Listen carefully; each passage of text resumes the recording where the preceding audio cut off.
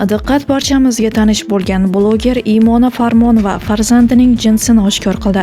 Assalomu alaykum hurmatli tomoshabin, kanalimizga xush kelibsiz.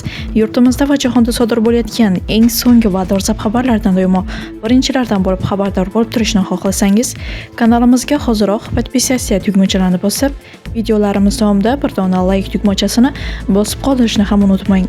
Mashhur bloger Imona Farmonova muxlislarni uzoq vaqt qiziqtirgan savolga nihoyat javob berdi. U Gender Party orqali farzandining jinsini oshkor qildi. Tadbir davomida blogerning his-tuyg'ulari aks etgan video ijtimoiy tarmoqlarda tezda keng tarqaldi. Imona videoda shunday deya murojaat qildi: "Mashallah, tabarakallah, la havla va la quvvata illa billah. Behisob shukr shu kunlarga yetkazgani uchun duolarimizda so'rab olgan farzandimiz bag'rimizga sog'-omon kelgan."